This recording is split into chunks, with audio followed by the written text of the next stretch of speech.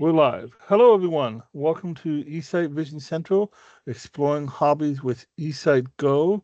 Today is January the 31st, 2025, and excited to have everyone join today for the eSight Vision Central. And hope everyone has a fun time with this. And we'll get started on the meeting. So, just for the agenda today, we've got some introduction, housekeeping, and then it's going to go over the eSight Go MSRP, and we're going to go for candidates for the eSight Go, and then be discussing exploring hobbies with eSight Go. So just for introduction, this is live, so things might happen. To raise your hand at the end of the meeting, you can press Control, Shift, and K on a PC, or Command, Shift, and K on a Mac, or you can press the raise hand button at the raise hand icon on the Teams meeting screen. It could be located at the top or bottom of the screen, depending on what device you're on. And this session should only take 30 to 45 minutes. So the eSight Go MSRP. So the MSRP of the eSight Go is as follows. The MSRP for the US is $4,950, and for Canada is $6,600. And candidates for the eSight Go. So this is kind of a generality of who are good candidates for the eSight.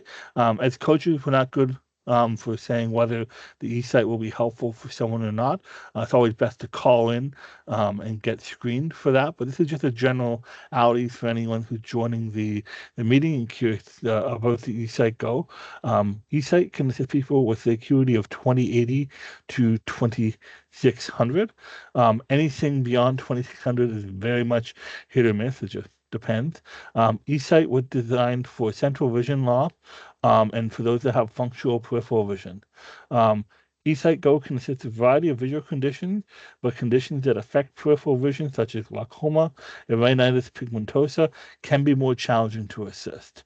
So if you do have a condition where it is affecting your peripheral vision, how well it works for you is just very independent of during the home trial and seeing whether it helps you or not.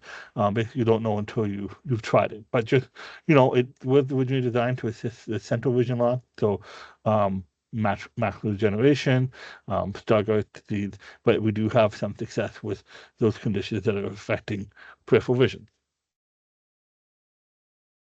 So today we're going to be discussing exploring hobbies with eSight Go and kind of getting into, having low vision and say getting back into hobbies or trying something new and kind of that mindset with it. And then going into, using the eSight Go and how that helps. So we have some little subsections here we're going to be chatting about today. Going to be talking about reading instructions and illustrations. I'll be covering that and kind of my experience with that. And then we're going to be discussing card games with Richard, exploring music with Jeanette and Cosmo, and then discussing wood carving with Leah. So for me, what I wanted to get into today was discussing with my low vision. I've try to be as independent as I can and try to do what I can. And I found that having low vision, trying to read, for example, like instructions for building furniture or trying to put something together has always been a challenge. And for me, I would still try to do that and struggle with that as someone with low vision and try the best I can. But it takes a very long time, and it's good that I can do it, and it's good that I've tried it. And then what I found is that I was able to incorporate the trial and error and the skills I've had with that, and then brought in the eSight into it. So the most common furniture I end up getting and building instruction is, say, for example, IKEA furniture. So I have a screenshot here of a bookshelf. So typical IKEA furniture instructions that I would struggle with. And I find having a paper copy or it's helpful.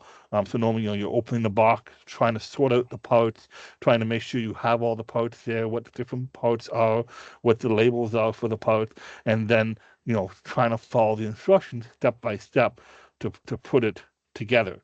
And the interesting thing is with the eSight, I found it so much easier to do this.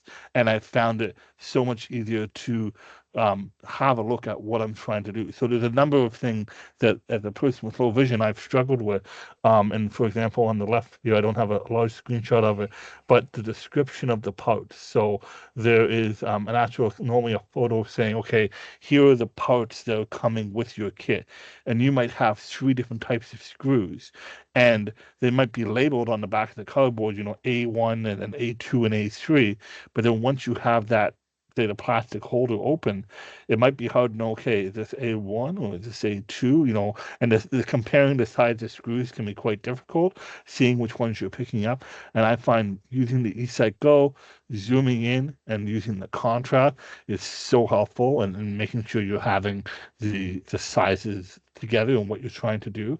And then when it comes to, having the parts organized, I can be, very meticulous in how I lay it out. So I can say, okay, I'm going to put all my screws over to the right, and then maybe my brackets over to the left, and then have that laid out, and then look at it, and know that's my kind of work area. Then maybe have my instructions in front of me. And what I have found is being, you know, meticulous helps at someone with low vision, but then using the eSight has made it so much better. So I can say, okay, I'm looking at the page, I'm zooming in on what I need to put into, what type of part I need to put together, and then I can actually find it in the pile of parts that I've organized, and put it together. And what I like with this example here, the picture I've shown you, is that figure 3 shows how the dowel is supposed to go into the small shelf here on the bookshelf. And there's no written instructions on how to put it together. I'm just looking at an image, and I have to zoom in on the image. And one image has an X on it showing what's incorrect, and the other image shows what the correct way is. As someone with low vision, I find these instructions very challenging, but I'm able to see that with the eSight Go, and able to do that. And I think it's so neat. And I've been able to put together stuff, nightstands for my daughter, being able to put together a dresser. I bought a dresser off Amazon a while ago, and it consisted of fabric drawers with a metal, kind of a metal outer rim. So you had to put the metal together and then put the metal drawer holders together. And it came with a lot of different parts, a lot of different sizes of things. And you have to, end caps and so forth. And I did it at quite a fast pace, considering how I would normally say put together something. And so I really find the eSight Go is helpful for this type of thing. I can utilize the zoom. I can zoom in onto an instruction page and add contrast to make the whites whiter and the dark darker, to try to bring that up. If I'm really struggling, I can use the filter to make it stand out more. I can make a white on black to see if that helps. And I basically am at the point now where I enjoy kind of the aspect of putting together the puzzle, or the furniture as a puzzle. So I kind of go, okay, I don't care what the piece of furniture is. I'm not too worried about the instruction. I know that eSight is going to help me and get me through it, and I can just buy the furniture and buy the what I think is going to look good. I even myself, prior to having eSight, if I had to put a piece of furniture together, for example, IKEA has a lot more parts, a lot more small things than compared to other brands of furniture. So I have maybe avoided IKEA in the past, where the price might be right, the piece of furniture might be functional, but the building process may be a challenge. And now I can just go by the type of furniture I'm after, or the best price, and I know that eSight can help me with the instructions, with the zoom and the contrast. And I do kind of view the assembly furniture like a big puzzle to put together, and I actually enjoy it. And if there's something I need to put together, I'm happy to do so, and I use the eSight for that. And I think using this is quite neat, and it's something that I kind of for those out there that are into building things, or say doing old hobbies, or they'll say wood carving, or maybe assembly and so forth. I would encourage you to use eSight and try it with this, right? And use what skills you have as someone with low vision, and then bring the eSight into it, and you might have a really good time. So this was the first thing I wanted to bring up, is for illustrations with furniture assembly. And then the second thing I was going to show, and this was something that I for a hobby for me, this is a complete hobby, but I really enjoy magic tricks.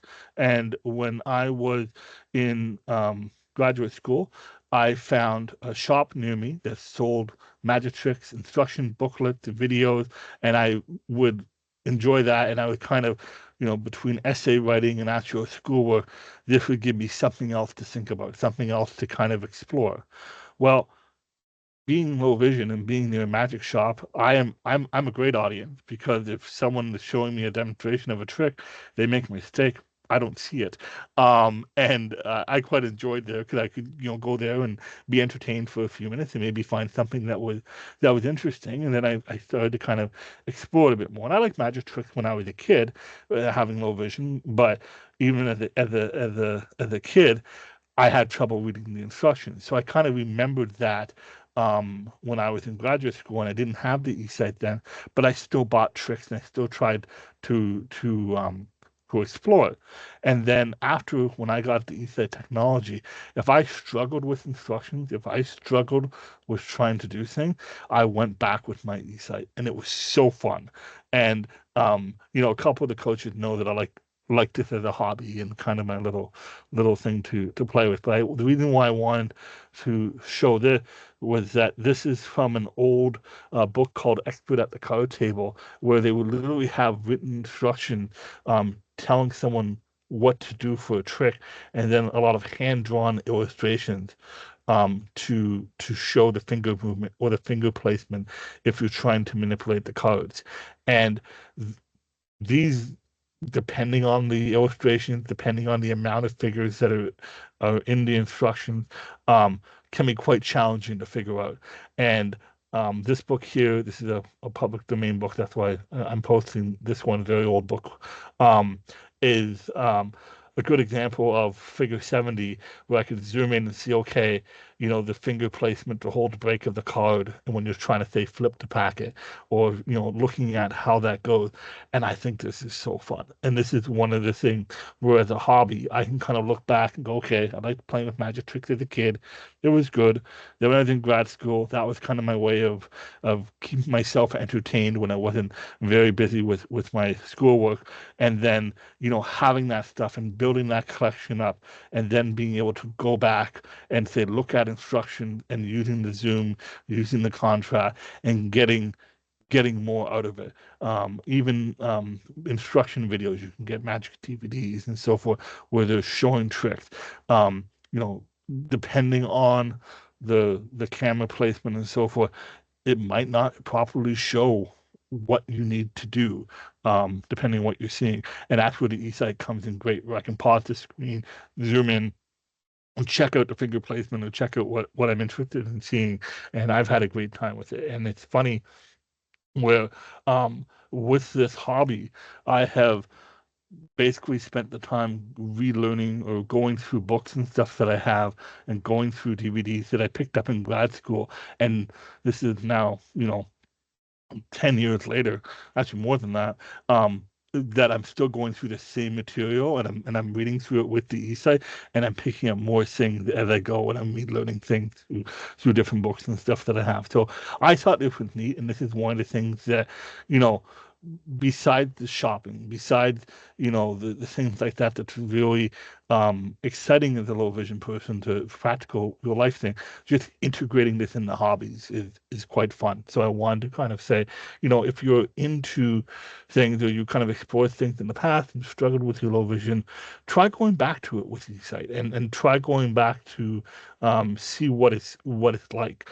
and explore with the functionality of eSight. One of the things that I found was interesting, with some of the tricks and stuff. If I was trying to do something, there was a number of steps, I could freeze frame the instructions and keep them in the eSight.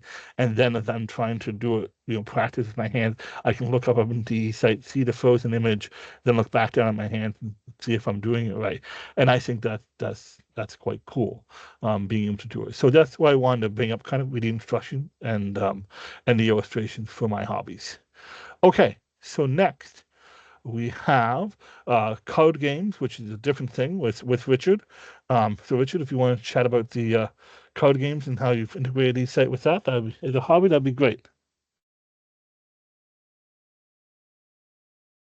Oop, not sure. I think he's muted.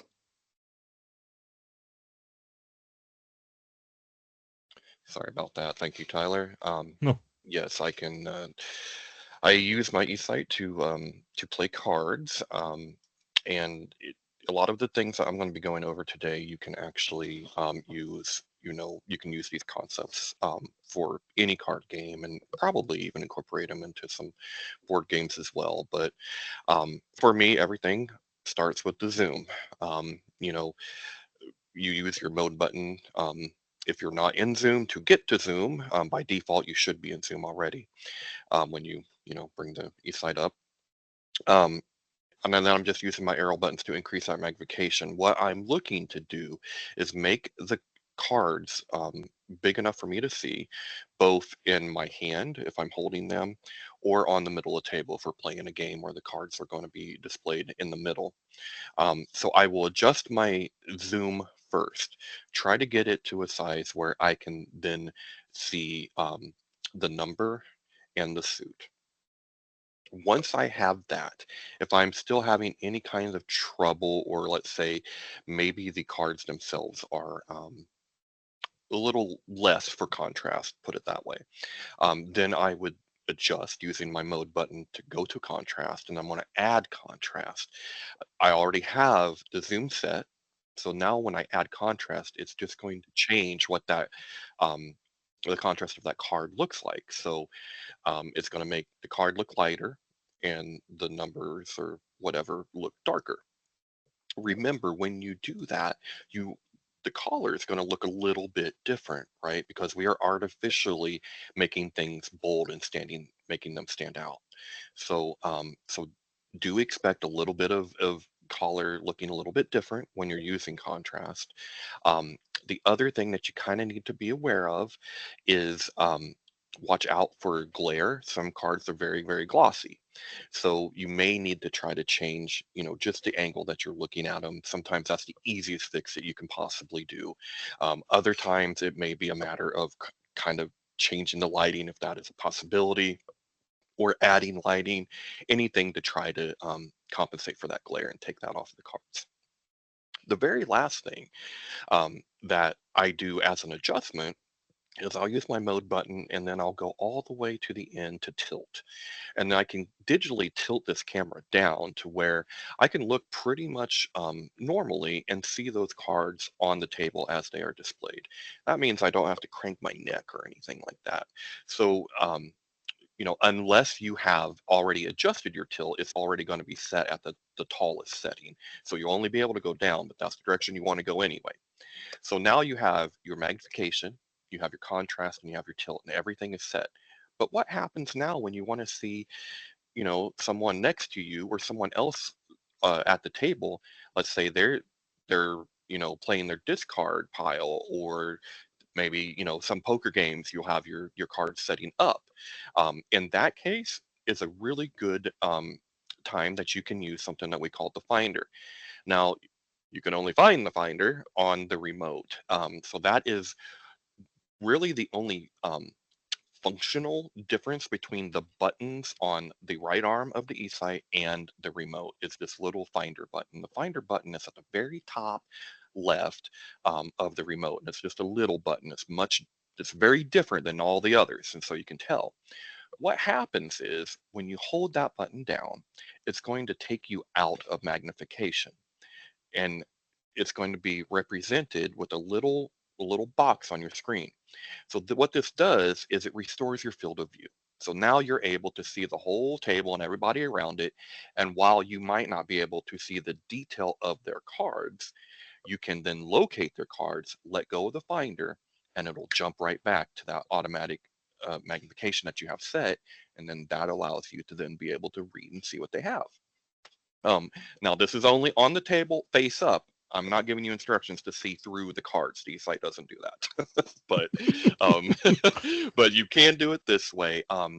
Lastly, the the very last thing that I would recommend when it comes to playing cards or really anything that involves hand-eye coordination is maybe do a couple little practice exercises by just putting some coins or some cards down on the table in front of you.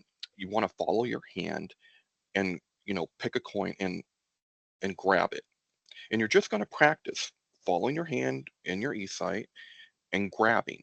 This will help you start to build that eye-hand coordination and using that, because this is a different way than you've ever experienced it before, and so it takes some time. But doing those kinds of practices, you'll have it in no time. You just have to keep practicing, watch for that hand, or the other technique would be to use your natural peripheral vision underneath.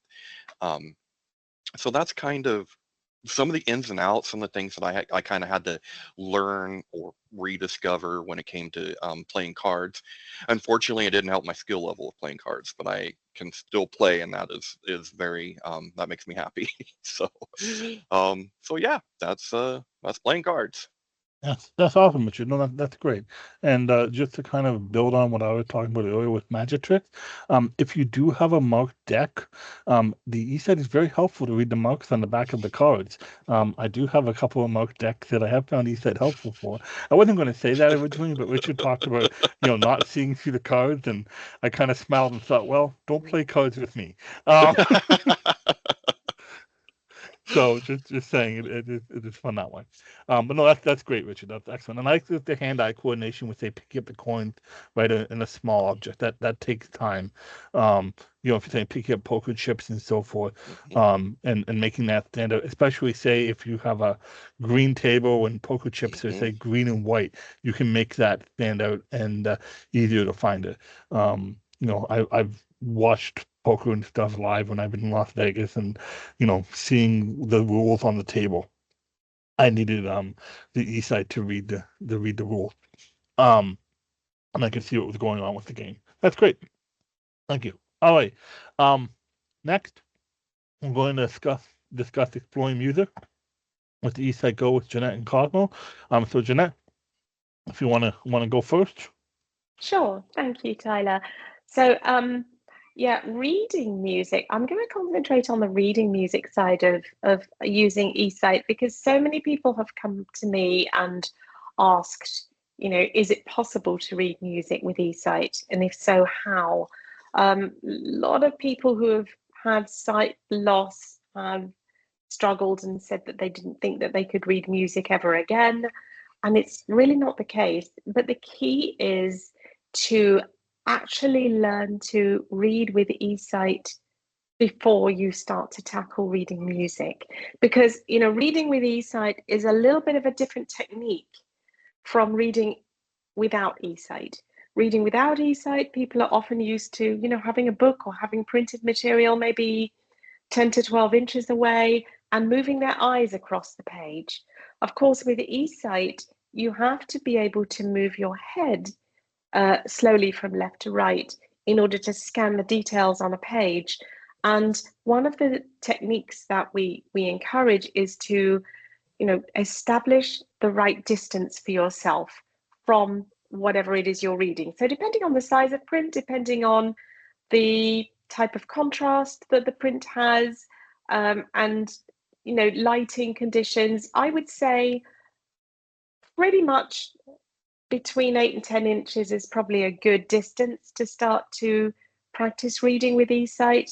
And you may want to play around a little bit with your zoom levels. How big do you want to zoom up? And again, that can depend on the size of print that you're looking at. And ultimately, with the music, that's going to make a difference as well. So I would say that once you feel comfortable, maybe using, if you have an eSight and an eSight Go, you're going to usually have cards inside of your box. They're little index cards and they've got phrases on them, sentences, and you can start by just practicing using those and establishing a distance for yourself and learning how to scan the document or scan the letters on the page, moving your head slowly from left to right rather than just your eyes. I think that's a massive change. And the more you zoom up, the more enlargement you give. In other words, the more you zoom up using different steps on the eSight, are you using 3 times? Are you using 10 times? The more you use, the less you're going to have access to the entire page or the entire phrase. Some people zoom up so much that they only have access to maybe a couple of words at a time, and they need to just move the head slowly from left to right to navigate those words. And once you're comfortable with that level of zoom that you're using, and you're comfortable with the technique of moving your head from left to right and scanning and going back to the beginning of the line and then moving down to the next line, I think now you could maybe, as a pianist, I'm going to use the piano as an example. If I'm sitting down at my piano, maybe what I would do is put the normal printed material on the music stand so that it's at the same distance that my music will be, and then start to scan that with my head while I'm sitting at the piano to get used to the distance and used to the feeling of reading at that distance and kind of having your hands on the keys. And then I would maybe, once I'm comfortable with that, graduate to small pieces of music. Just read small pieces at a time and don't try and get everything in there at the same time. Just read small amounts, maybe familiarize yourself with it before you actually start to sit down or stand up at your instrument, whichever you're doing, and then read again. And then this familiarity will help you to feel comfortable with the technique. And then you can move on to finding something that's unfamiliar. But I wouldn't say that you necessarily want to, first time round, start to try and play a piece while you're reading it and expect, that you're going to be playing, Rachmaninoff or anything right off the bat. I think just little baby steps will get you there. And then once you're comfortable and you do start to be able to read music at your instrument, that's when you're going to start to be able to play live while you read. But it's going to take a little time and a little practice. But I would say, to start, I would definitely practice actual reading printed material just to get yourself used to the whole concept of using eSight with reading, and then graduate to the music and hope you have a lot of fun. I've known a lot of people who thought that they would never be reading music again, and they're playing drums again, they're playing the pianos again, they're playing guitar again, and some of them are even reading lyrics underneath the music while they're reading. So it's very encouraging. Excellent. Thank you, Jeanette. It's great. And Cosmo, you want to talk about what you've been exploring? Screenshots? Sure. So I am not a musician. I have zero musical talent or ability, but my dad was a bass player, and he passed away, and I inherited his basses. And in the last couple of years, I have been fiddling around with him.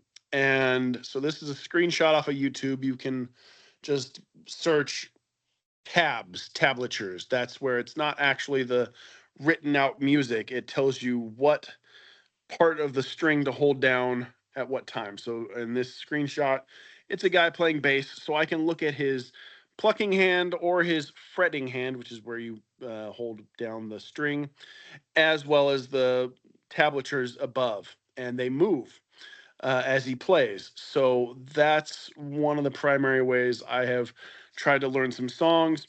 And without my eSight, I'd be looking at this with my iPad and having to keep it on the arm of my chair and then just kind of pick it up, hold it 2 inches away from my face to see that section, and then put it down and then play.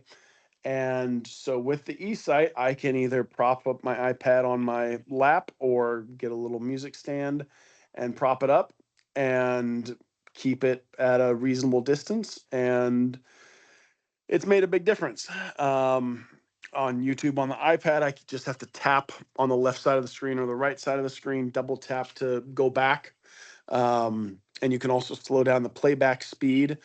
So that has been very helpful for somebody with no musical talent. And it's been very gratifying getting better. last night I was playing a song that has fills in between the chorus parts. So a fill is where you do something a little bit fancy, and I always stunk at that, and I could never do it. It always sounded very robotic. And then all of a sudden last night, my fingers just did what they were supposed to do, and I was kind of surprised myself, like, oh wow, that's the best I've ever done it. And now uh, I can, since last night, reliably execute those fills. So that's been fun. Um, and so with the eSight, I can zoom into about times 15 and I can see those numbers on the top, or I can see which fingers he's using with his right hand there to see which finger he's using to hold down what string. And then go ahead, Tyler, go to the next one. This is a screenshot from the Musician app, YOUS, Musician, ICIAN.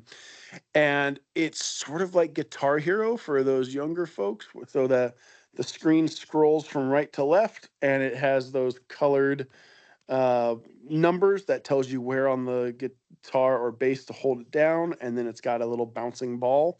So this is another nice way to learn. And again, without the eSight, I have to prop it up on a music stand and bring the music stand 2 inches away from my face. And now I can be in a proper playing position or comfortable and use the eSight to see those numbers on those little dots and see the bouncing ball.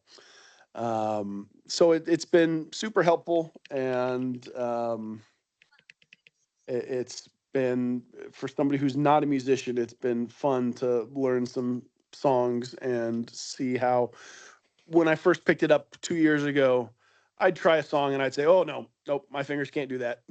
And now coming back to them a couple years later, I've been able to play a couple of them, and there's still plenty of songs where I'm never going to be able to play it because my fingers don't move that fast. But still, it's been a lot of fun, and thanks to the eSight. That's awesome. Great. Excellent.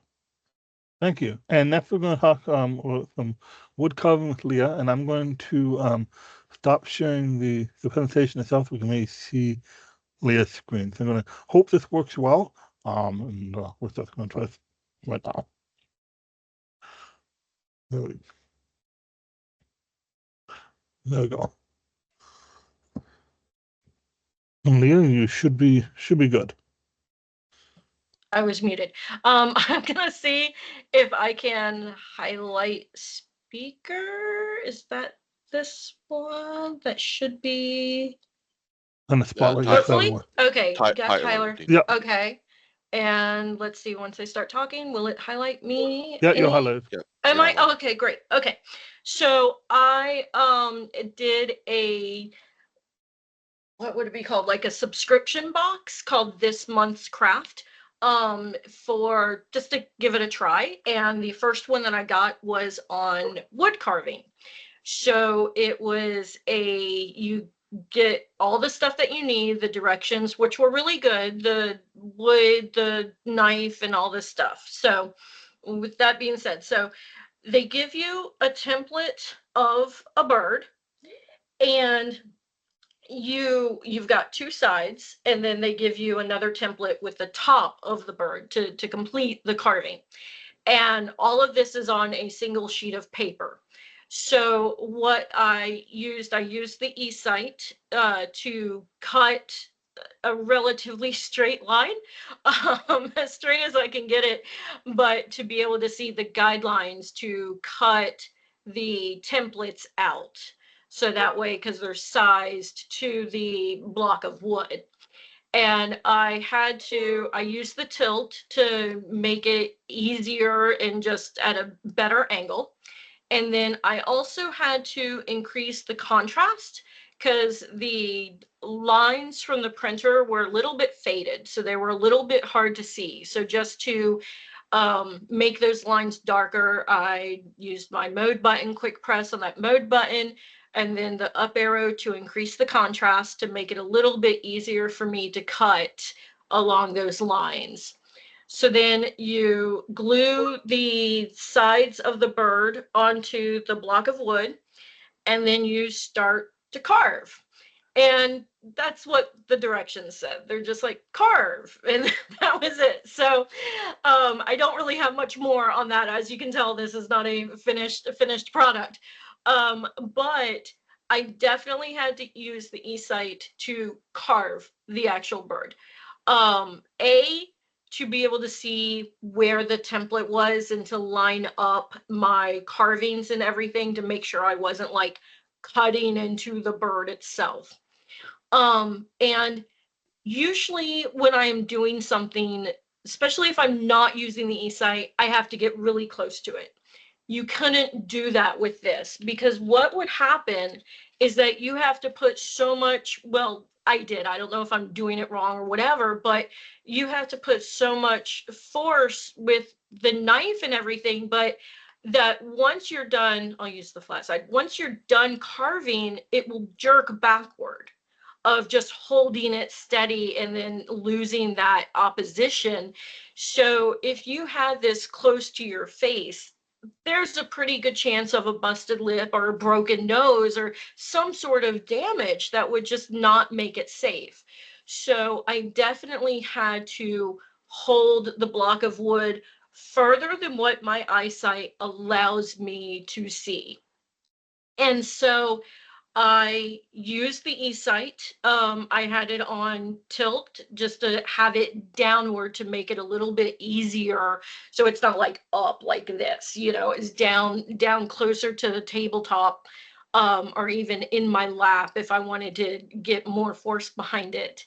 And use the tilt. I did take the contrast out just to make it easier with that digital change and everything, and to make things a little bit more fluid. So I took that out and then zoomed in to where I could see the template clear enough and the knife and making the carvings and things like that. So that is the extent of my wood carving. my jaunt into wood carving. I might try to finish it just because, rage quitting and being determined to actually finish something, but it's not, it was a lot of fun while doing it, and the eSight actually worked really well in accomplishing that task and everything. So there you go. That's great. No, that's awesome. And I think, Leah, it's great that you tried the wood carving. And when you were telling me about it, I was excited because I wanted to see what we got. And Yeah, I think, it's not much, but there's some in the head that I have removed and the sides and everything. So it's a work in progress. well, but it's a great work in progress, Yeah, right? yeah. It's a great thing, and I think the journey of getting there and the journey of what you were doing is exciting. And when Definitely. we were first talking about the topic, and like, I could do wood carving, I'm like, you can? Oh, this is great. So Well, can do wood carving is a little it's a little bit misleading on that one, but I at least gave it a shot, and I've never done it before, and they were like, put the template in the direction of the grain so it doesn't split the wood. I can't tell you where the grain is on this block of wood whatsoever. I used the eSight. I felt along it, all the sides feel the same. I have no idea where the grain is on this wood, and I'm okay with that, so. no, I think it's great, and thank you for sharing, Leah. And I think Yeah, that no problem. just part of you're exploring something new, right? And you got the Yes. eSight to support you, so you're having the confidence to do it. And Exactly. And with the rage quitting, don't be afraid. Again, don't be afraid especially if you are doing something brand spanking new. I was like that with knitting, of I can't get this, and I'm gonna quit, and I put it down, and then I'm like, people do this. This has been done. This is something that I am a functioning human being. I can do this. And so you go back to it and keep trying at it. And even if it's just to finish the product of the one time and you never touch wood carving again or whatever else again, that's fine. But you at least have that ability to finish it and use the eSight to do it. So But baby steps are very important. You can't expect to dive into a complicated real world thing on day one, like Yeah. playing music. You cannot expect to get up on stage on your first day and play a full piece of music. You have to, like Yeah. just said, play something simple and practice. When you Mhm. get an eSight, you get a Yeah. nice little packet of large flashcards, and they're bold and they have high contrast and they are an easy win to get comfortable. If you try and dive right into sheet music, you might end up getting frustrated.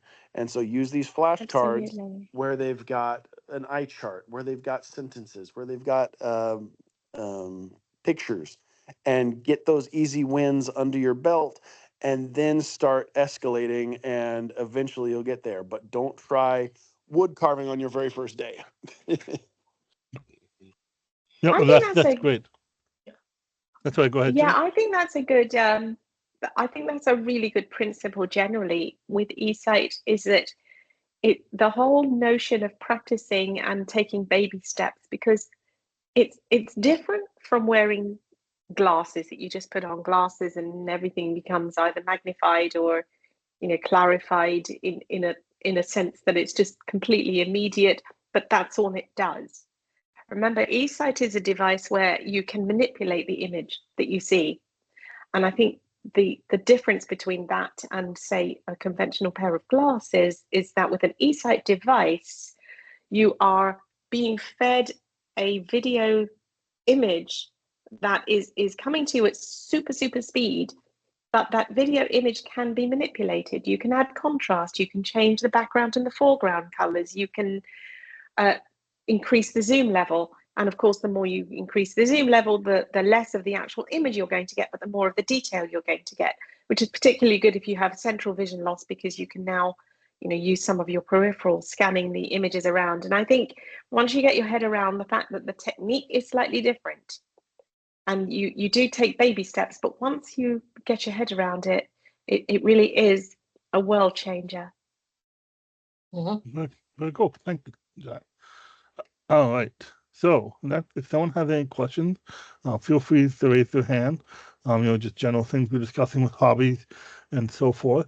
And Leah, if you see any hands raised, if you could Yep. assist with that, that would be Will that do. would be good. Well, That would be great. in the chat, we had a couple questions about the home experience. Call and get screened and inquire about the home experience. We do offer those in all 50 states and Canada. You get it for a week, and you get a coach to show you the ropes, and you see if it works for you. But we do not do. People are asking where can they go to try it. We do not have demonstration areas. It's all based out of your home. We ship it to you, you try it out, and then you decide to purchase or return. Yeah, unless you could find a eSight distributor near you, and if you wanted to Distributors, go yeah. there, you could try it. We do have distributors, yeah. The other thing I would say is I noticed that somebody put a question in the chat about when is it going to be available in the UK, and internationally. I will say it's at actually at the moment we are going through the sort of regulatory approvals that each country is necessitating by law, and so we can't exactly control when it's going to be available internationally, but we're hoping that it will be maybe somewhere in the middle of the year.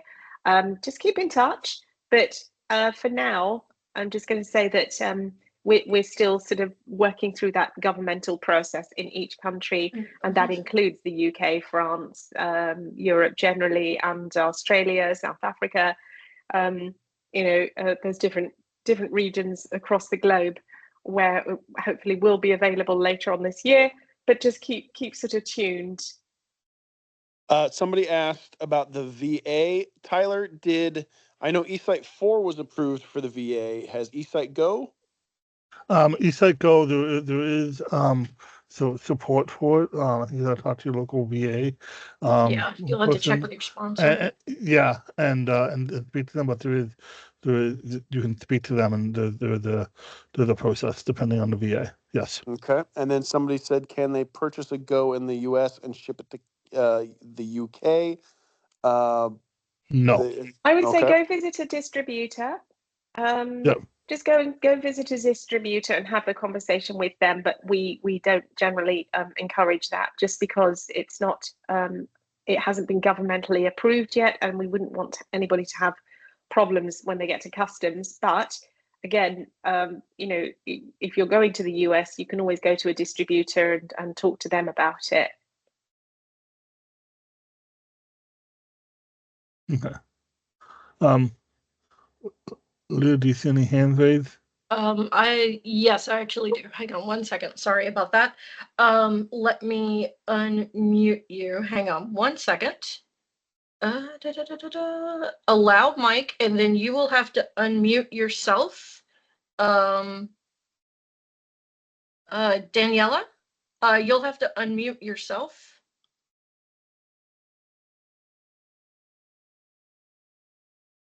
So I did allow the mic. Daniela Robledo. Sounds Italian. See. Let me see if there's a. Hi there. Yep, there we go. Thank you. No I'm sorry. I was asking if you have in Argentina or in South America distributors or something already. Not yet. We again later on this year, when the eSight becomes approved in each region and territory that we are going to be availing it, possibly Mexico at that point. But yeah, nothing else yet. Okay, perfect. Thank you. And I don't have any more hands raised. So Okay. Well, if anyone have any questions, they can always call into the company. And hold on one just slipped in. Hold on. Let's see here. All right. Okay, Jeff. Hold on, Jeff. Let me allow your mic. All right, Jeff, you'll have to unmute yourself.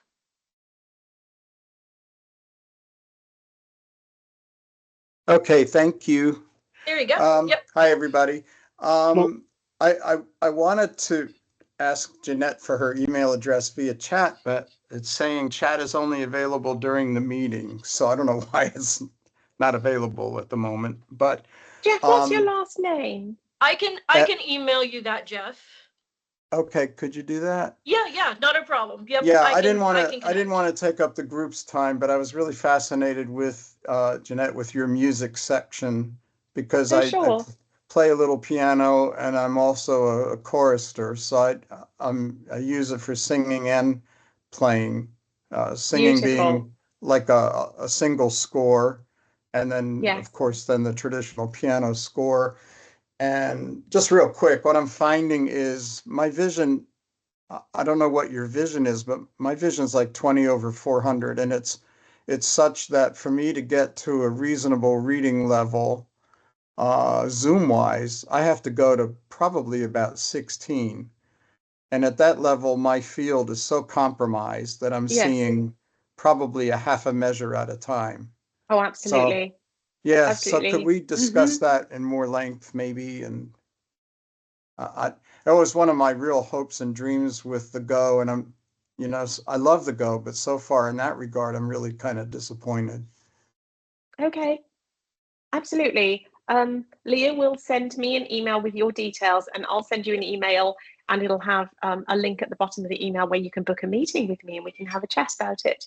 Okay, that's terrific. Thank you. Of course, pleasure. Awesome. Thanks for that. If we want to do one more, Ian McFadden, go ahead. You'll have to unmute your mic. Hi there. Hello. Hiya. I wonder, we have been trying to contact you for several months. We're actually from the UK, about when the eSight Go will come here, and you're saying keep in touch with us. Is there an email that you can give us so that we can keep in touch with you to find out when they are coming? Do you have your chat details in the, did you put your details in the chat? Maybe put your email address in there, and I'll reach out to you so that you'll have my email address. I'm the international sort of liaison here, and I'm also from the UK, so I can hear you're from Scotland, which is wonderful. We are. That would be super. So, I'll do that just now, then pop it into the chat, and then you would send me an email. Would that be? Yeah, absolutely. Okay? You've got it. My name's Jeanette. Jeanette, that's lovely. Thank you so much. I'm Claire. Well, I'm actually under Ian, but I'm actually Ian's daughter, Claire. So I'll pop that into you're the Claire. I'm Claire. Beautiful. Yeah. Okay, Lovely. wonderful. Thank you. All right. Thank you. Cool. All right. Well, thank you. Yep, we're good.